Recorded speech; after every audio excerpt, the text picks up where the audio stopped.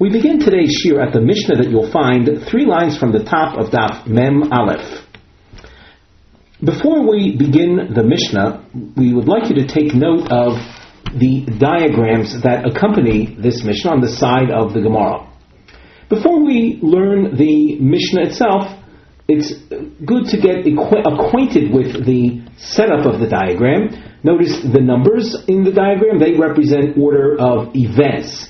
So that, for example, number 1 indicates the death of Reuven. The slash through Reuven indicates he died. Reuven had been married to Leah.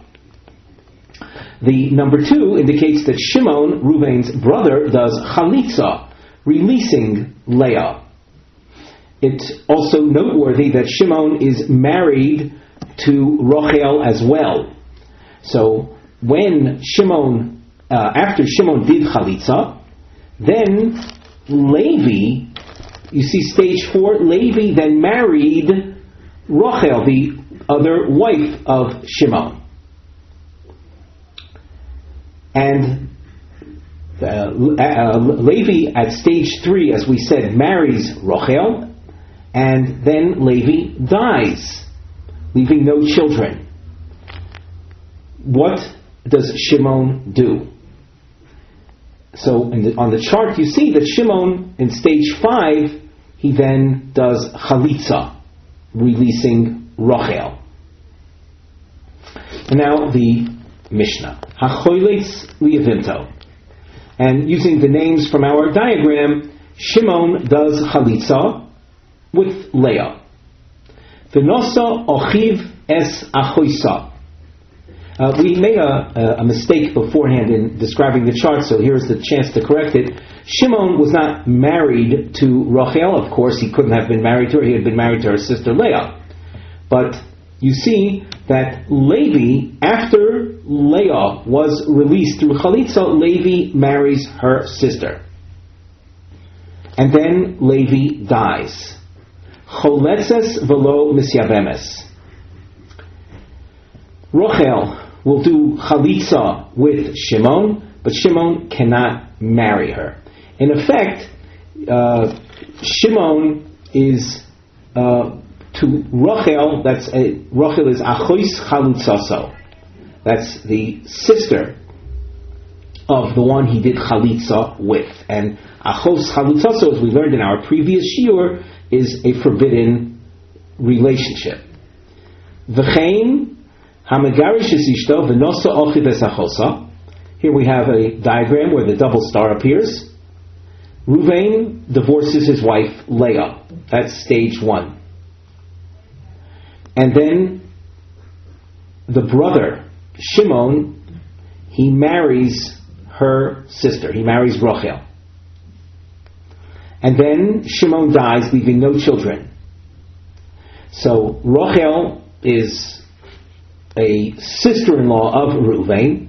What does Reuven do with regard to Rachel? Well, absolutely nothing.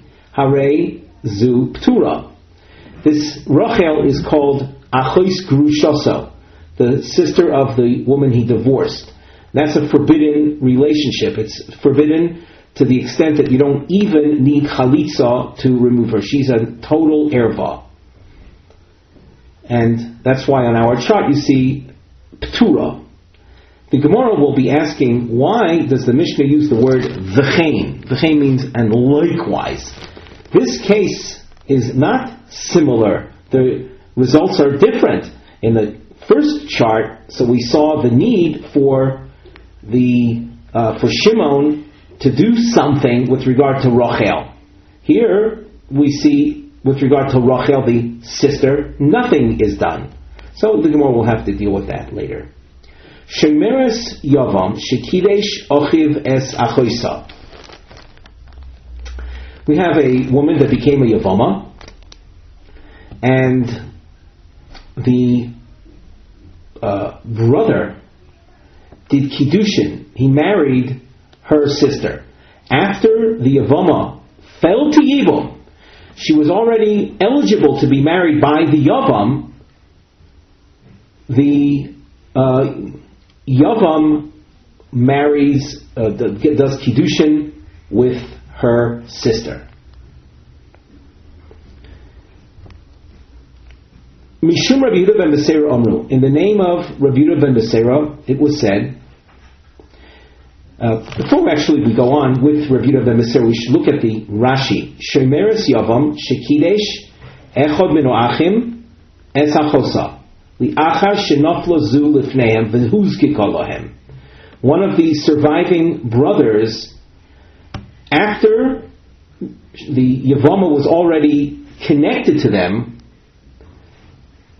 so one of the brothers, after the connection was formed, went ahead and did kiddushin with her sister, with the Yevama's sister.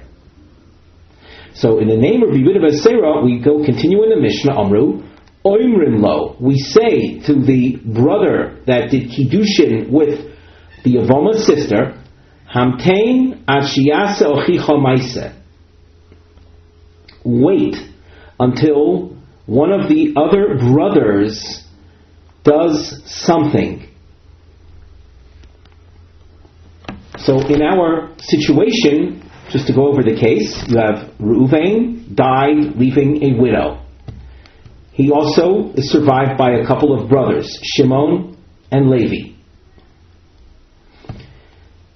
At the point that Reuven died, so Reuven's wife becomes Zekuka to Shimon and Levi. Shimon goes ahead and does kiddushin with the sister of the Yevama. Rabbi Yehuda ben Beseira says that we tell Shimon, after entering the first stage of marriage through offering kiddushin to her sister, to the Yevama's sister, we say, wait until Levi does something with the actual Yevama. Cholatz lo achiv oikansa. If Levi does chalitza with the Yevama, or he marries the Yevama, yichnois es ishto, so then Shimon can marry the wife, he can consummate the marriage that he started by offering kiddushin with the sister of the Yevama. Why is this necessary? So the answer to that is that Shimon, he sort of jumped the gun. The widow of Reuven was Zekuka to him, along with her being Zekuka to all of the brothers. At that point, he shouldn't have done kiddushin with her sister. That's called Achois Zekukasai. He has his primary responsibility is to make sure that the widow is taken care of. So you're not supposed to be entering into marriage with her relatives, with her sister. So we want him to wait and see what happens. In other words, that make sure something is done with the actual Yevama, and then the Yevama is no longer considered Zekuka to Shimon, and he can then consummate the marriage. However, let's continue in the Mishnah. Possibility number 2, Mesa HaYevama, if the Yevama actually dies after Shimon had done kiddushin with her, yichnos es ishto. So again, he can take in his wife. The actual Yevama is dead. There's no more connection. Therefore, Shimon is free to consummate the marriage with her sister. Meis Yavam, let us say that Levi, who was the other brother that was expected to do something with the Yevama, but he died before doing anything. So now Shimon is left alone. On the one hand, he has the woman with whom he did kiddushin. On the other hand, there's her sister is a kuka to Shimon. What is Shimon to do? The Mishnah says, Yoitzi es ishto beget. He must release his wife, divorce his wife with a regular divorce document to undo the kiddushin that he did. The Eishes achiv b'chalitza. And the widow of Reuven also has to be released with chalitza.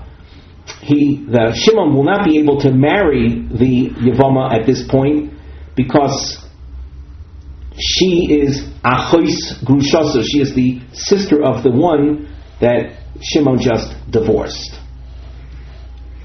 The Gemara opens up with the question that we introduced before, my v'chein. The case of Megarish es ishta v'nos ochiv es achosa, the second case of the Mishnah, is not similar to the first case. So why does the Mishnah use the term v'chein, meaning and likewise? So the Gemara responds, Ema, the better reading, the proper reading should be avol hamegaresh. In contrast to what happens in the case of the chalutza, the case of the gerushin is different. Omar Reish Lakish, Kan Shona Rebbe. It's based on this that Rebbe teaches Achos Grusha Midivrei Torah. The sister of the Grusha is a prohibition on a Torah level. Therefore, as we saw in the Mishnah, when someone divorces his wife and the brother had married her sister and died, leaving no children, so the Megaresh, the surviving brother who had divorced the widow's sister, has nothing to do with the widow. That's why it says in the Mishnah, Arezu Ptura, because Achos Grushasoi is an Isur Doraisa. Therefore, once again, the surviving brother will have nothing to do with the widow. Achos chalutza midivrei soifrim. However, the prohibition of the sister of one's chalutza, that is a rabbinic restriction. Therefore, on a Torah level, there is a need to release the chalutza, who is the sister of. In other words, there is a need to release the wife of the deceased brother, even though she's in effect the wife of the woman, that is the sister of the woman that you had done chalitza with. We continue now in the Gemara. Shemeres Yavam Shekidesh v'chulei Omar Shmuel Halacha Kedivrei Rav Yehuda ben Beseira. The halacha follows Rav Yehuda ben Beseira, which means that the connection between the Yevama, who had become a Yevama before the brother had done Kiddushin with her sister, that zika, that connection is so strong that you have to wait before you can take in consummate the marriage with your wife, who happens to be the sister of the Zekuka. Ibaya laho. Mesa ishto mahu beyevimto. There's a little diagram that's accompanied by the star. It's on the side.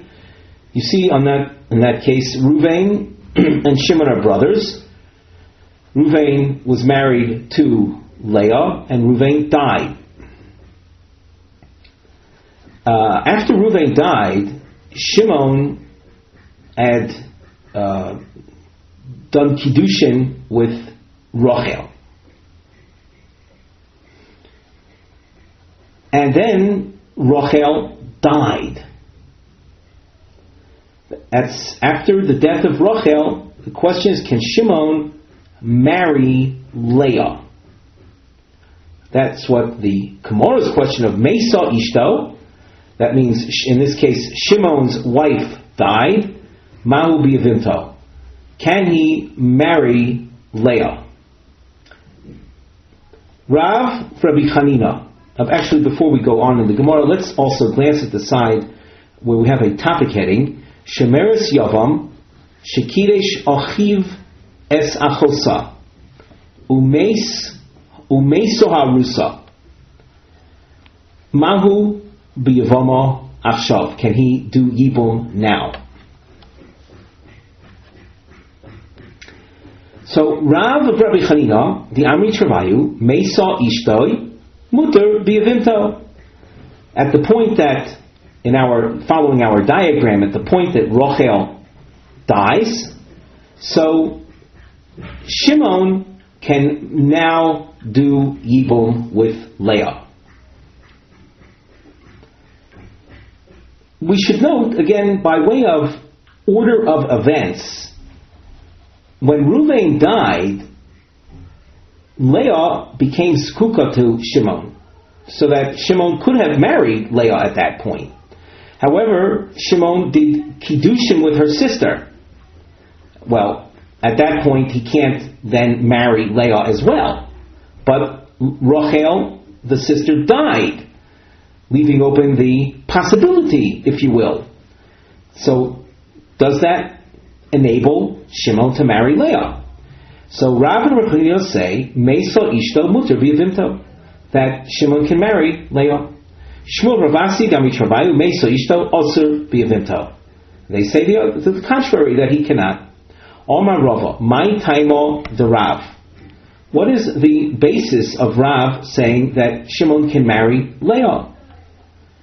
Answer, and take note of the markings that we have here on the side of the under the mivneh heading.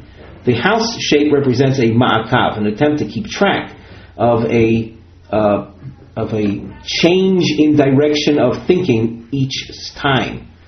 The house marking with the point facing up are Hezberim L'shitas Rav Shematira, and the inverted house marking indicates Kushios Udechios. These are questions and rejections. So what is the basis of Rav, who says that Shimon can marry in Yibum Leah at this point after Rachel died? Mishum Tahavoi, because this is a case of Yevamos Shehutra v'Nesra v'Chazar v'Hutra Tachzor lehetera harishon. A Yevama that was muteris, she was allowed to be married by Shimon at the point she became a widow, but then she became forbidden when Shimon had betrothed her sister.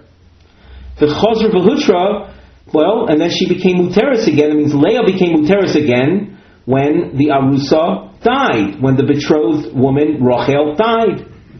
And it is the opinion of Rava that Tachzor leheter rishon, Leah goes back to her original heter status. Mosiv Rav Hamnuna. Notice the long question. There is also a chart that accompanies this text, this Tanaic source.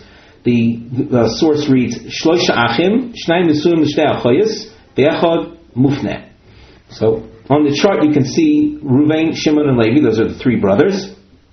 Reuven is married to Leah. Shimon is married to Rachel. And one, Levi, he is unwed. He's single. Meis echad mibale achoyos. One of the brothers married to the sisters, will say Reuven dies, and on our chart that's stage 1. At the point that Reuven dies, Leah becomes a Yevama. There are no children in these cases where the husbands die leaving no children. That creates a Yibum scenario. So Reuven dies. V'osa ba mufne maimer. And then Levi offers money. Maimer is a rabbinic institution or invention or phenomenon where a Yavam gives money, which in the case of two unrelated people, that would be Kiddushin. With the case of Yevama, the Torah doesn't require this, but he did. He gave money to the Yevama. That's called Maimer. So the Mufne, which is the single, the unwed, the single brother, in our case Levi, gives money to Leah, that you can see on our chart as stage 2. V'achar kach meis ochiv hasheni. And then stage 3, Shimon dies. Now at the point that Shimon dies, you can see that Shimon's wife Rachel becomes a Yevama. V'achar kach meisa ishtoi acharov. And after Shimon dies, then Rachel dies. And at that point, that leaves only Leah, who had received the Maimer. Oiso Yevama choletzes velo misyavemes. That Yevama, namely Leah, can only have chalitza but no yibum. Levi cannot marry Leah. Now, you'll ask, what's the problem? So, the Gemara asks, Vamai, what's the problem? Teve ki Yevama shehutra. At the point that Leah became a Yevama, when she became a widow, she was muteres to Levi. V'ne'esra, she became asura at what point? Well, at the point that Shimon died, her sister Rachel became a Yevama also. So for Levi to marry Leah, that would be a problem, because Leah is the sister of Rachel, who is Zekuka.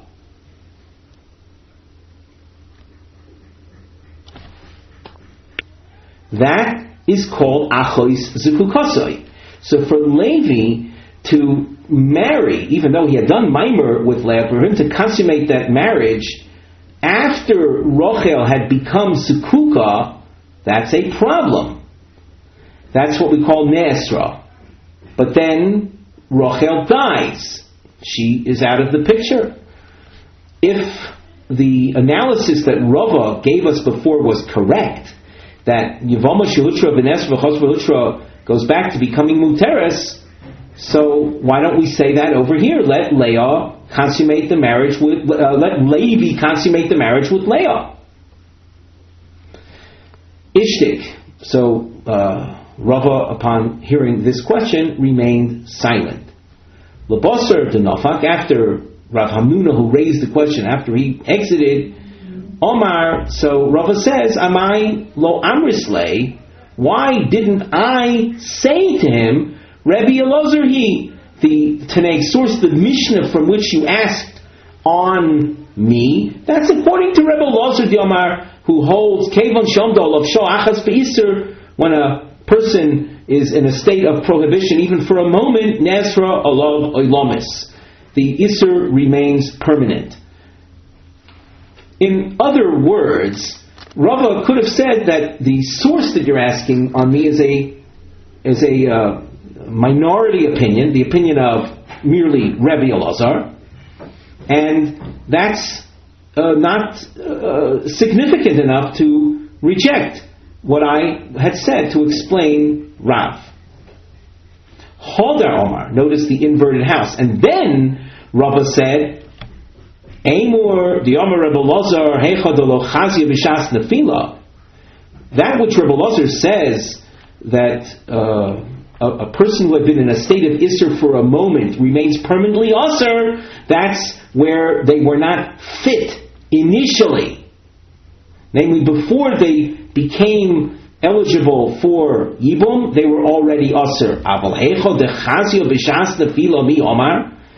But who says that Rebbe Elazar would go so far as to say that someone who was fit at the time they became a Yevama, even though in the interim there was some prohibition time, that too would be a problem?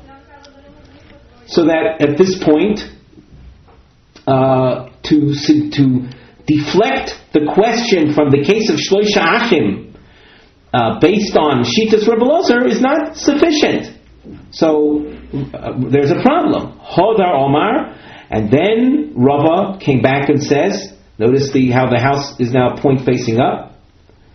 He says, in fact, in that case also, where they were fit at the initial time of becoming eligible, Rebbe Elazar will also be restrictive. V'ha Tanya, and as we see in the following, and this is involves a case of someone who had been Mekadesh, the sister of a Yevama. Rebbe Elazar Omer, Mesa Yevimto, muter biishto. So you have a situation here where there was a Yevama, and one of the surviving brothers went ahead and was Mekadesh her sister. So if the Yevama dies, so you are muter to marry the sister. Meisa ishto, if the one you had been Mekadesh died, oisi Yevama chayletzis v'lo misyavemes. The Yevama, because there was the interim period of prohibition, namely when the surviving brother had been Mekadesh her sister, even though the sister who was the wife dies, you cannot marry the Yevama. The only thing that you can do is chalitza, to release her.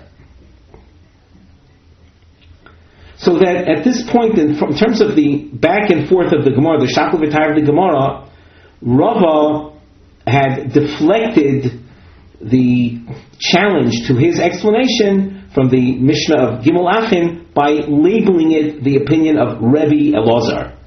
Rebbe Elazar holds this idea that when someone is Asur Sho'achas, they remain Asur permanently. But as far as Shitas Rav is concerned, we don't hold like that. Leima Shmuel v'Rav Asi. Take note of the arrows that you see. You can see that the arrow points above to Shmuel and Rav Asi, who had ruled that Meisa Ishto Asur B'Yevimto. So the Gemara is asking, Leima Shmuel v'Rav Asi. Should we say then that Shmuel and Rav Asi that forbade in the case of Meisa Ishto that the Yavam cannot now marry the Yevama, their opinion would seem to be Damri Rebbe Elazar. They seem to be holding, like, we'll say, the minority opinion, that of Rebbe Elazar. Afilu Tema, the Gemara answers, Afilu Tema Karabonon. That which Shmuel and Rav Asi said can fit in to the Shita of the Rabbanon as well. Ad kan lo kol mifligi Rabbanon olei de Rebbe Elazar. Up till now, there is a machloikis between the Rabbanon and Rebbe Elazar, and here we should take a look at some points that Rashi makes. Rebbe Elazar, across from here, there's a Rashi, the Perek Beis Shammai, in the Perek known as Perek Beis Shammai, in this Masechta, it says, Hamagarish es ha'isha v'chzira, one who divorces his wife and then remarries her, muteres layavam, Rebbe Elazar oser, and Rebbe Elazar prohibits. Hoyil v'amdolov sho'achas be'isur grushas ach. Why does Rebbe Elazar say that the surviving brother cannot marry the Yevama? Because there was a point in time where she was forbidden as the divorcee of your brother. It's grushas ach. So you see from there, Shitas Rebbe Elazar, that says that when a person is asur, they cannot become muter again. Here the Gemara is saying that even the Rabbanon that over there allowed the Yavam to marry the woman who had been divorced, they would agree here that the Yevama is asur. The Rashi, just skipping down a couple of lines, Ad kan lo pligi Rabbanon olei de Rebbe Elazar beperek Beis Shammai elo gabi megarish isha v'chzira. The Rabbanon are lenient over there, mishum de minfila v'elech lo itzra olei, because from the time that she became a Yevama, no isur entered prohibiting her from the Yavam. The isur shebechai achiv, the fact that there was prohibition when the brother was alive, lo mahani hashta, that doesn't have any effect now. The leko lemeimar ein ani korei bo b'shas nefila. Here we cannot refer to her as a problem that set in at the time she became a Yevama. The lav b'shas nefila, boy, the problem didn't happen at the point she became a widow. Avol bebraisa the mekadesh achois yivimto. But in the case of someone who had married the sister of your Yevama, the minafila v'elef itzra alei, that after she had already become eligible as a Yevama, she also became aser. Varei einani korei bo b'shas zikas yibum Yevama yavoy aleha, where at the point that she is already eligible as Yevama, a problem arises. I can't say that the pasuk that says Yevama that the Yavam can marry her. There, lo pli, the Rabbanan don't argue against Rebbe Elazar. They agree with Rebbe Elazar's stringency. Therefore, the position taken by Shmuel Ravasi is not limited to Rebbe Elazar. Let's read that again, the answer in the Gemara text. Afilu temo kerabanan. We can say that Shmuel and Ravasi agree with the Rabbanan who had argued on Rebbe Elazar. Ad kan lo komifudi Rabbanan later Rebbe Elazar elo mishum de mefilo v'elef lo mitzro layu. There, in Perek Beis Shammai, the Rabbanan argued on Rebbe Elazar, and they were lenient. They allowed for a yibum possibility. That's because from the point that she, the Yevama, became eligible as Yevama, no yibum problems arose, no yibum restrictions arose. Avol hacha, but in our case of a shomeres yavam shekidesh ochi ves hachoisa te itzar, where after she, the Yevama, had become eligible, a problem developed by virtue of the fact that the brother married or did kiddushin, was betrothed her sister, afilu rabbanan modu. Even the Rabbanan will concede that when that sister dies, the Yavam cannot marry the widow, the Yevama. The Mishnah. Before we continue with the Mishnah, let's glance at the side where we have a topic heading to say Hamtonas Shloisha Chadoshim Lahavchin Bein Zera Rishon Lezera Sheni. The need for waiting 3 months after a woman was with a man, after a woman was married to a man. She cannot remarry within 3 months because it's necessary for us to establish a child that's born, let us say, 7 months, that's born afterwards, that it's clearly who its father is in a clear fashion. So that if she marries within 3 months and a child is born 7 months later, we're not sure. It could be a 7-month pregnancy from the second man or a 9-month pregnancy from the first man. The Mishnah. Hayevama lo tachlos v'lo tisyabe ma sheyesh lo shloisha chadoshim. A woman who becomes a widow, having had no children while her husband was alive, she should not do chalitza nor yibum until 3 months lapse. Even though she didn't bear any children while her husband was alive, she might have been impregnated by her husband. And if we allow the passage of 3 months, we'll be able to ascertain whether she is or not, whether she's pregnant or not. But within 3 months, the fetal development is so inconsequential, so minor, we won't be able to tell. Even though she might in fact be pregnant, we won't know. V'chein kol shar hanoshim. Likewise with regard to all other women, even outside the yibum context. Lo yisasru v'lo yinasu ad shiyu lohen shloisha chadoshim. They should not enter erusin, which is the first stage of marriage, nor consummate their marriages, which we call nisuin, until 3 months go by.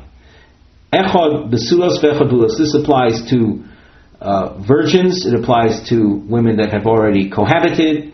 Echad grushos ve'echad almonos, whether they be divorcees or widows.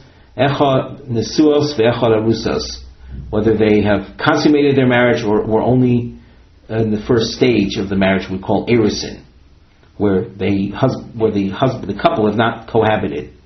Rabbi Yehuda Omer, Hanesuos Yisarsu.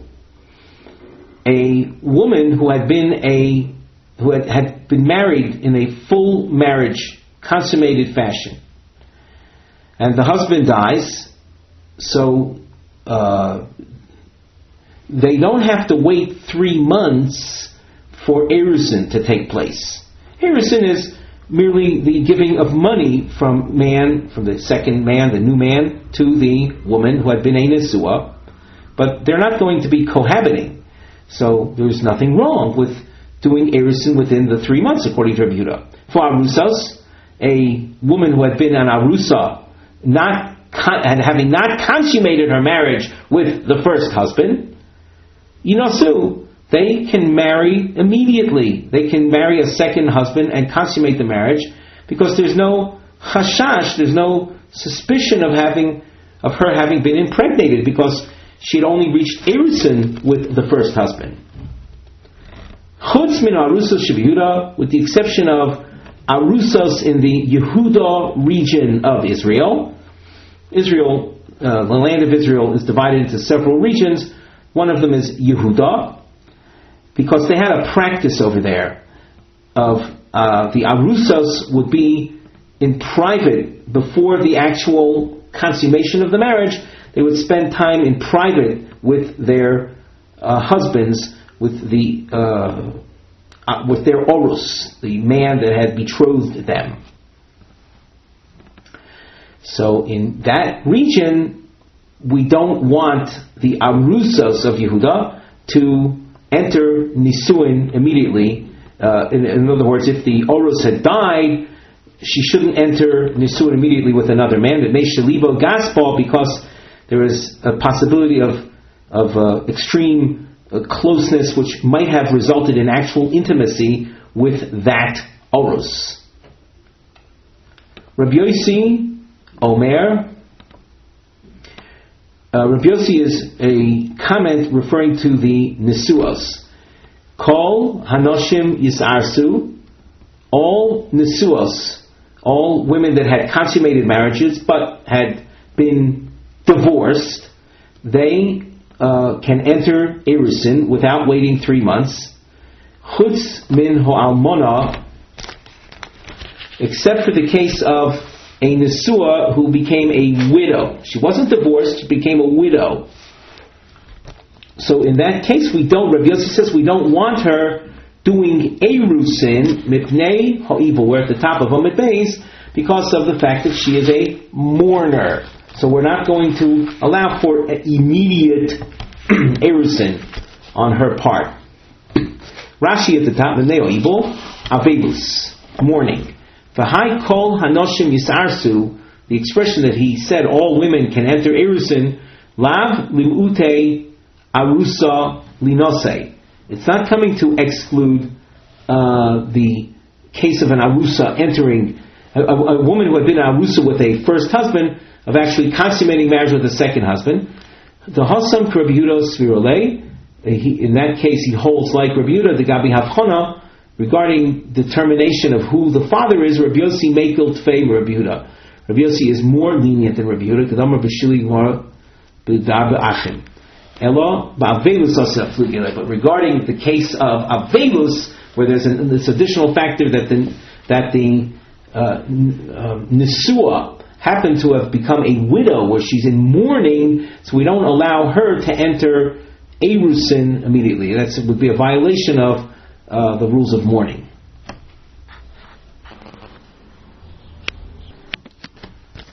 The Mishnah had told us that a Yevamos should not do chalitza nor yibum within 3 months of her becoming a widow.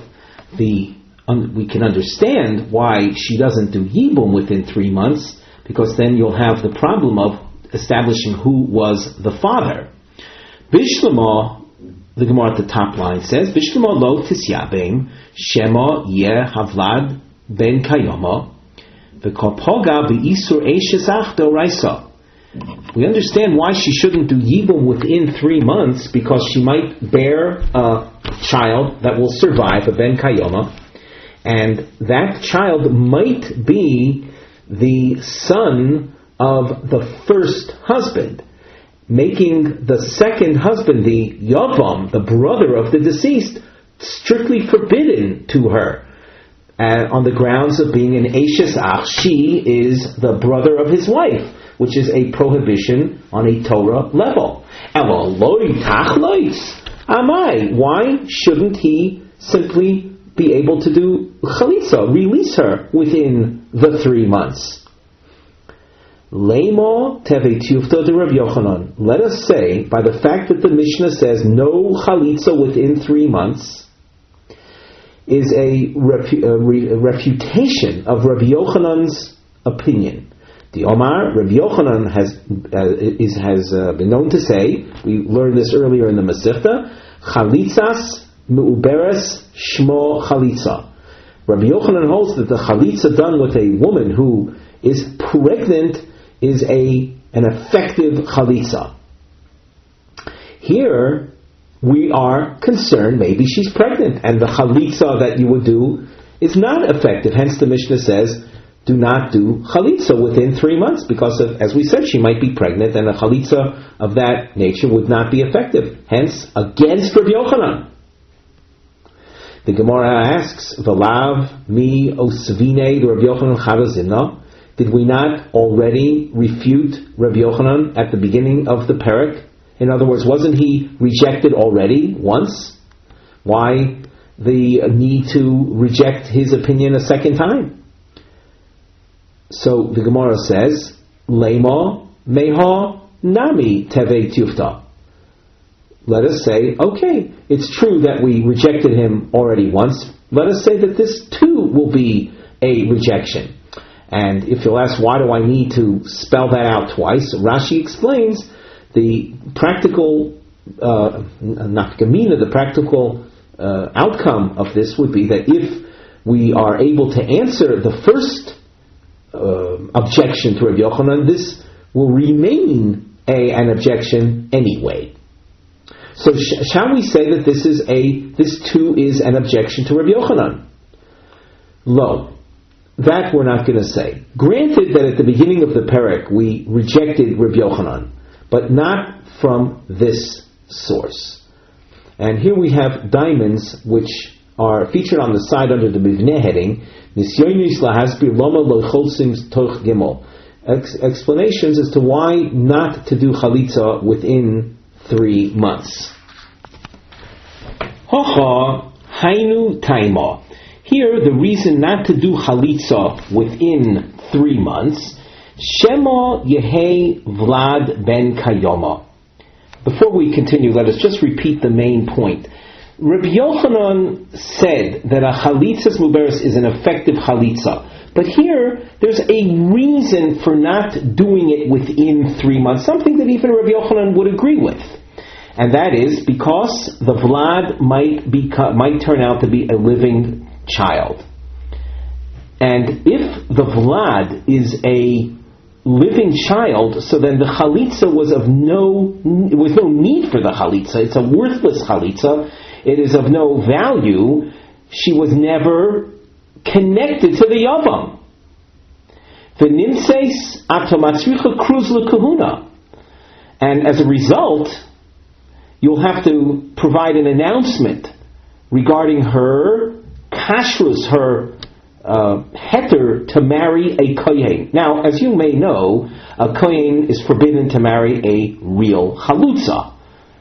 However, a woman that did not need chalitza, but had it done anyway, so a kohen is allowed to marry her. People are going to think that she received chalitza and she's not kashera, she's not acceptable to the kuna.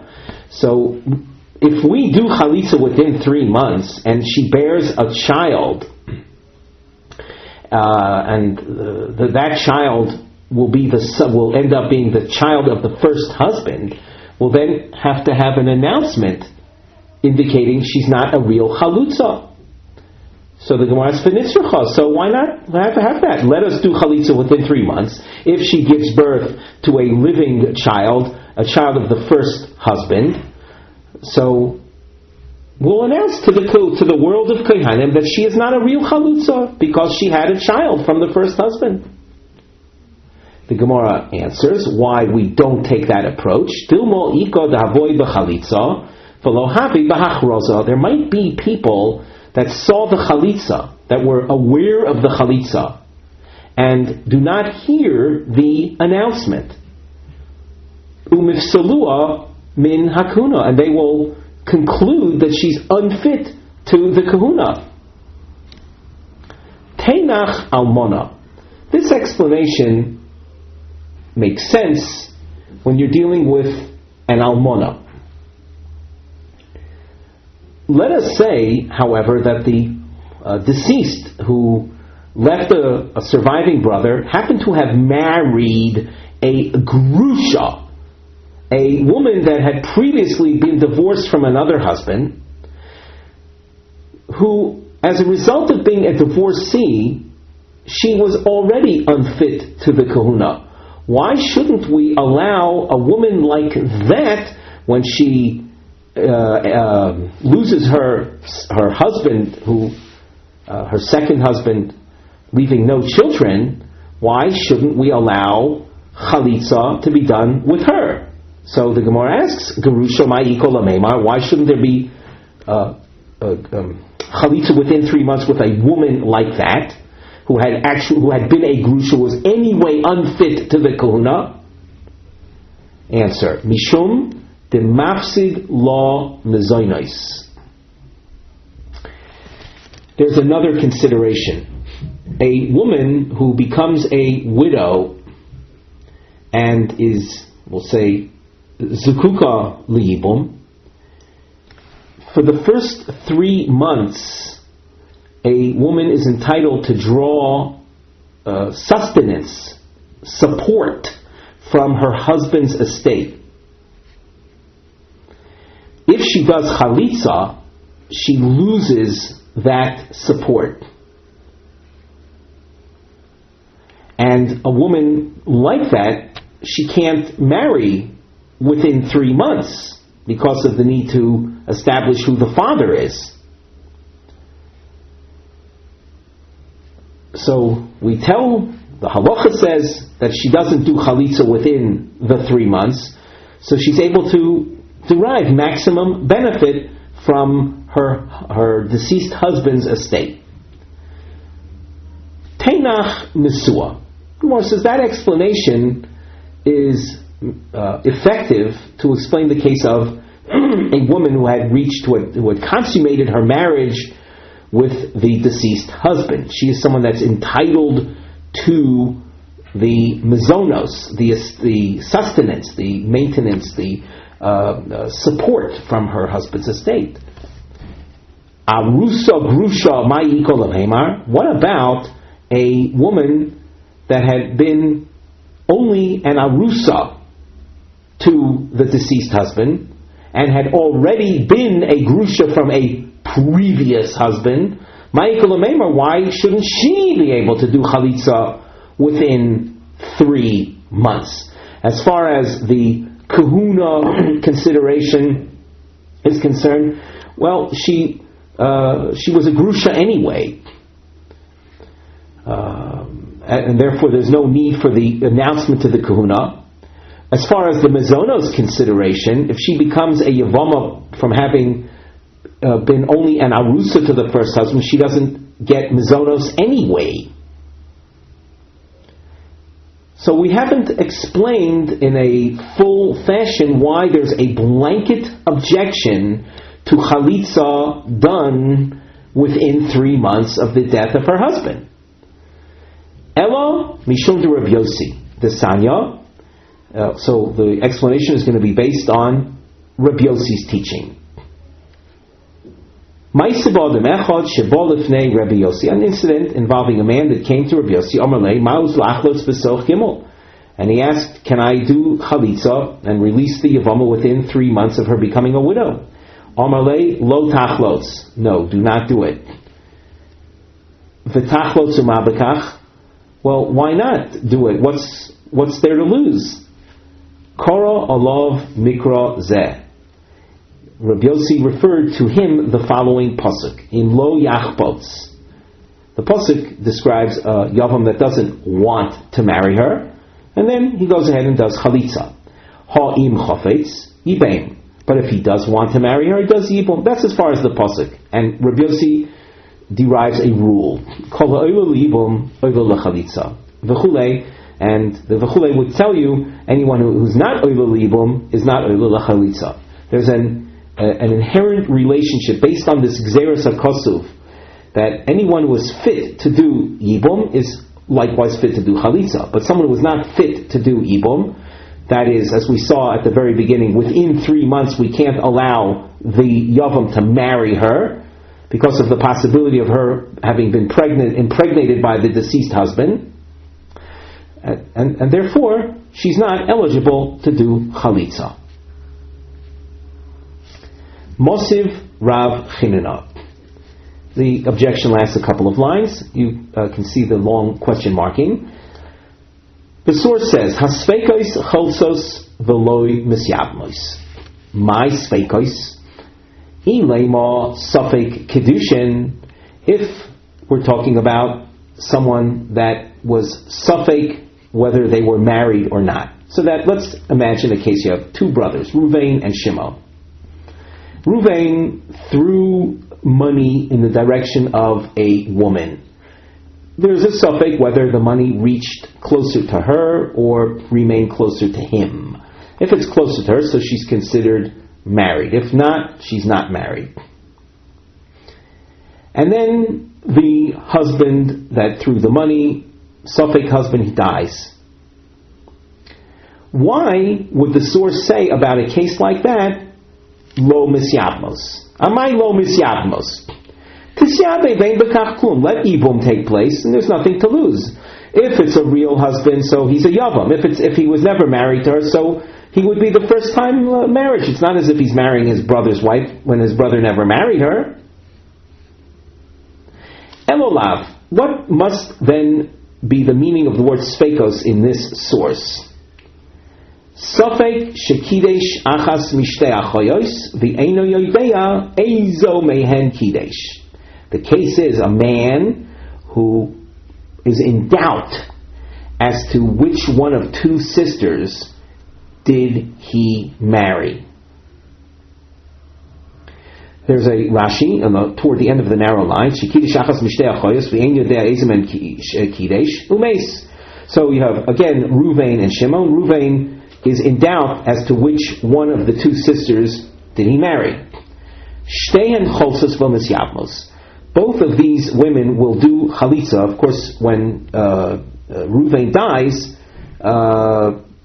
he'll have died, in this case, childless, leaving these two women that are sisters.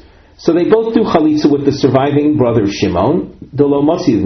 Shimon can't marry either one. Dilma paga bachol zekuka. Either one might be the sister of the real Yevama, the sister of the one connected to him. Here we have a case. The Eina oila libum. Shimon can't marry either one, and yet the oila chalitza. And yet chalitza is to be done. And we don't say, wait till witnesses come and we'll clarify who he really had married. So the Gemara concludes the question with the kotani choletzes, as we just saw in the Rashi.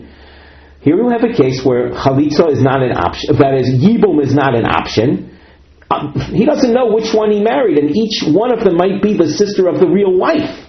So when he dies, when Ruvain dies, Shimon doesn't know whether either one is the actual Yevama or the sister of the Zekuka. So Yibum is not an option, but yet Chalitza is done. So that is a question that challenges the concept stated before of Kol Oila Yibum Oila Chalitza V'Chol She'eino Oila Yibum Eino Oila Chalitza. the Gemara responds, Hochi Hashta. How can you compare this case of the Safek Kedushin to the case of where Rabbi Yossi appeared before? Hasam im Yovo Elio v'Yomar deho kidesh.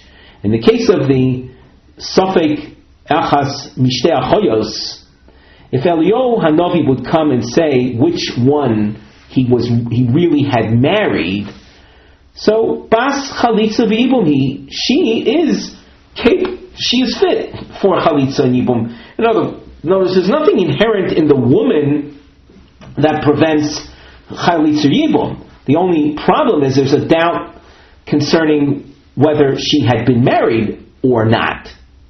Hacha. But here, concerning the issue within 3 months of the death, Im Yavo Elio v'Yoymar dehalo e'abra, if Elio Hanavi would come and say she was not pregnant, mi mashkach bei v'yavminon lo, would that have made any difference to us and made her eligible for Yibum? In fact, no, she wouldn't have been eligible anyway. Ha ketana delav baseburi. We know that a minor that happened to have been married, her husband died, leaving a surviving brother. She is definitely not pregnant because she's a minor. V'afilu hachi tzricha lahamtin shloisha chadoshim. And still there's the need to wait 3 months. Therefore, the concept of toch gimel, within 3, the klal of Rabbi Yossi applies. The rule of Rabbi Yossi applies that someone who is not fit for Yibum is not fit for Chalitza. As far as the case of the Safek Shekidesh Achas Mishtei Achoyos, that is not relevant to the circumstances under which Rabbi Yossi stated his rule. Because, as the Gemara pointed out, there, if we would simply clarify the Safek, she would have been eligible for Yibum. In the case of Toch Gimel Chadoshim, that category of women, within 3 months, they are all unfit for Yibum. Before we continue, we look at the side, we have a topic heading, the Nosei. Hashomeres Yavam Mimi Nizones. The Shomeres Yavam, the woman who has become a widow and is waiting for the surviving brother to make a move, from whom does she derive her sustenance? Yevamos Shloisha Chadoshim Orishonim Nizones Mishabal. The first 3 months she is sustained from the estate of the deceased husband. Since she can't marry because of her having been married to her first husband, so he, the deceased, so to speak, is responsible for her inability to marry. Therefore, she is sustained by his estate. Mikan v'elech, beyond the 3 months, Eina nizonis, lo mishel ba v'lo mishel yavam. She's not sustained from the husband, the deceased husband's estate, nor from funds from the surviving brother. Omad bedin uborach, if he had been brought to Beis Din, she brought him to Beis Din. Either marry me or release me, and he ran away. Nizonis mishel yavam. Such a yavam is subject to a fine, and his estate will be drawn upon. His funds, his accounts, his holdings will be drawn from in order to support her. Nafla lifnei yavam katan. Let us say, again, we have Ruvain and Shimon. Ruvain died, leaving a brother, but he is a minor. And as such, so we raise the question, miyavam less law. The katan is not going to be sought out to support her. Miba'al mai. What about in a case like that? Does she draw support from her deceased husband's estate? Pliki ba Rav Achav Ravina. Chadamar Isla. One says that she does get support from the husband's estate. The Chadamar less law. And the other says no. Vichasa less law. And the Gemara concludes she does not receive support at all, not from the husband and not from the minor Mishmaya Kansua. That it's her fate from heaven that has put her into this unfortunate position. The literal translation would be a fine from heaven. Tanu Rabbana. Yevamos shecholsu lo achim. A Yevama that receives chalitza from the surviving brother. B'soich shloisha tzricho lahamtin shloisha chadashim. If the chalitza was done, she has to wait 3 months. In other words, they did chalitza within 3 months.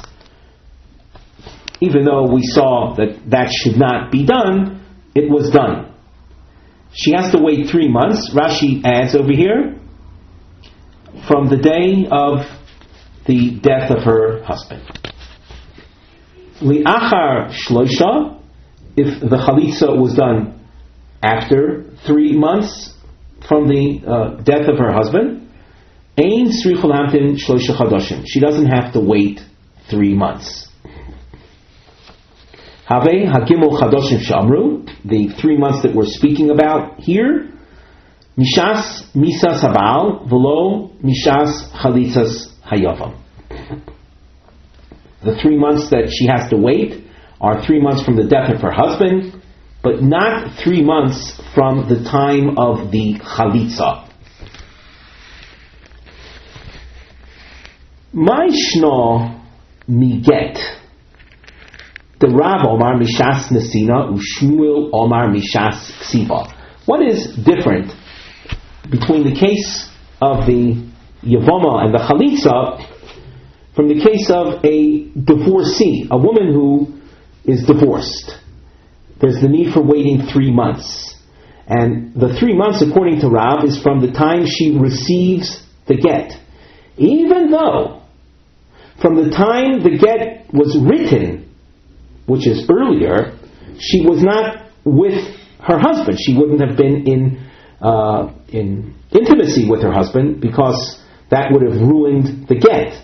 There are details to this that are elaborated upon in Maseches Gittin, but Rashi features it in a brief form over here on the second line from the top, where Rav said Mishas Nesina, V'afal gav de Mishas Ksiva lo nisyacharima.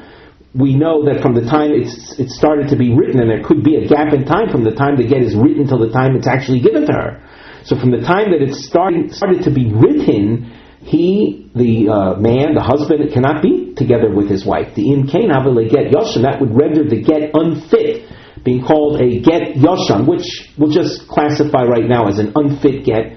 V'afilu hachi mishas nesina maninon, and even though there's no suspicion of the couple having been together from an earlier point in time, we nevertheless start the 3 month counting from the time she receives the get. Hachanami nimni mishas chalitza. Likewise over here, let us count from the time of the chalitza, of the shoe removal. In other words, even though the possibility of her having been impregnated has long since lapsed, more than 3 months have gone by. If we were to adopt the same approach as we have to the get, we would say, count from the time of the chalitza. By the way, the get and the chalitza have this element in common, that they both are the formal release of the woman to marry someone else.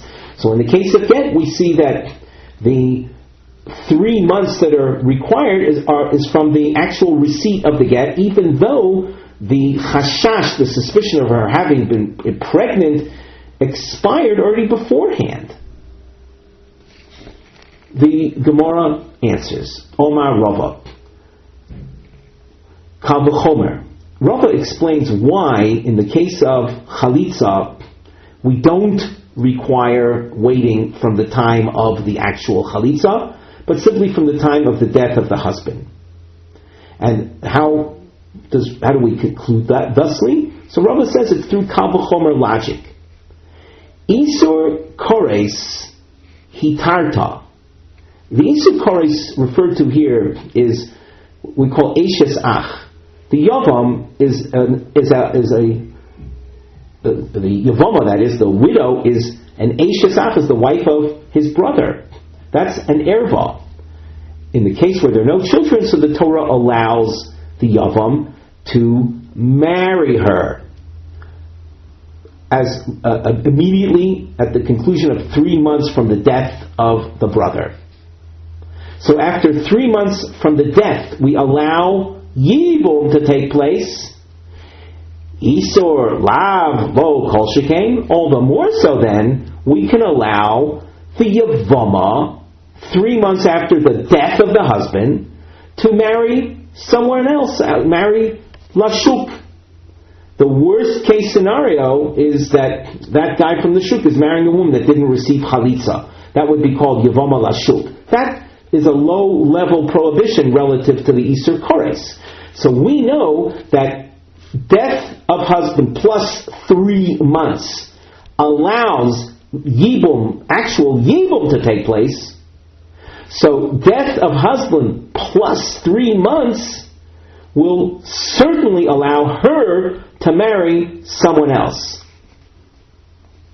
Therefore, as we said before, from the point that she receives chalitza, as long as 3 months have gone by since the death of the husband, she can marry someone else immediately. And we don't pattern this after the rules or the approach that we find by get.